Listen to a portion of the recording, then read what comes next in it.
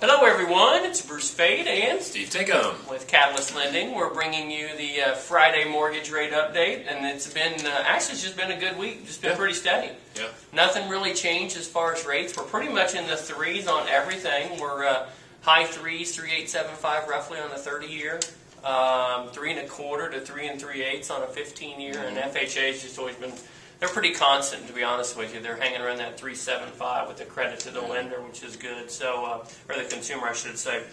Anyway, lots of good information this week.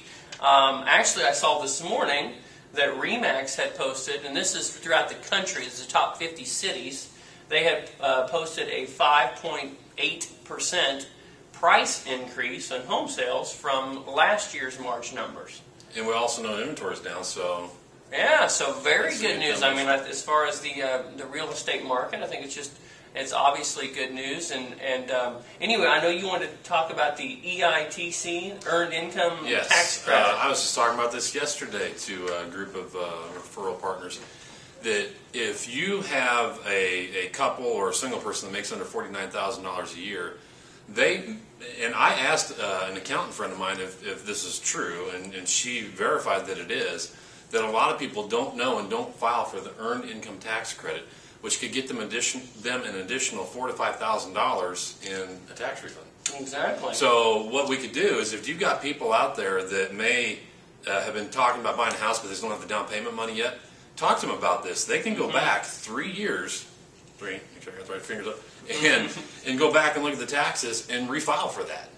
So, yeah, that's crazy. I mean, I've never heard it. Another tax tip, that if you're behind in your taxes and you haven't filed for several years, which we just found out the other day that somebody that we know personally does that, that if you do a refund from 5 years ago, but you just don't file, that you lose your refund after the third year.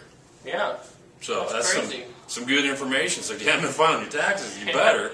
Well, unless you owe. Then well, I was going to say, I was really surprised that someone doesn't, but hey, people are a little riskier than I. I'm not willing to do that. But the bottom line for this earned income tax, I mean, it's not going to be someone that's buying a $500,000 home, obviously. But if it's someone that you know that may be a first-time buyer, under $50,000, under $49,000, have them check with their accountant. Have them call us if they need more information. We'll get them to someone that we know who can help out in that area. So anyway. That was really good information. And then the other thing that I wanted to just kind of throw out there was I saw some statistics this week on the big banks, and how just in the last couple of years we've heard a lot about big banks and how they're too big to fail. And an interesting statistic was they had actually grown. Yeah, of course we're gonna stop that problem, right? Yeah. So the bottom line there is the Wells Fargo, Bank of America, the Big Four have actually increased. Citi and Chase have actually increased from 49% to like 56% of all loans and of all the backing. So I'm not sure what that means, to be honest with you.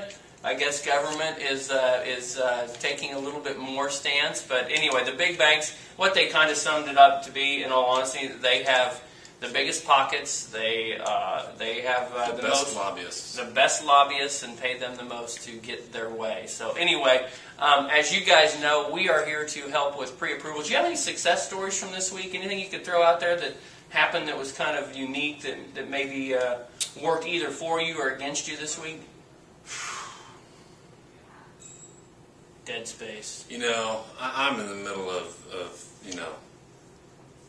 dieting and all this. My brain doesn't work too well, so I can't think of anything. So that's a no.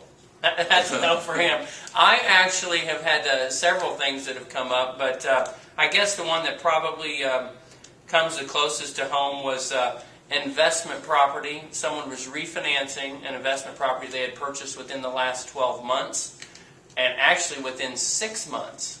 And even though it appraised for more, you can only use the purchase price for the first 12 months for a rate and term refinance. This particular person had paid cash for the property. They wanted to take cash out of the property.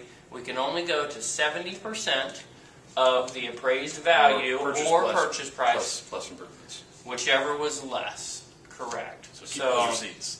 Keep the receipts. But the bottom line is, as you guys know, we don't want to make this too long.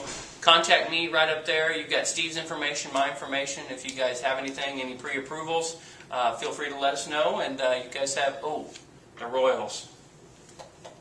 Had a rough start this year. So keep those Royals calendars, though, all right? Keep them out. Keep them ready. If you need anything, feel free to give us a shout. Have a great weekend. See you later.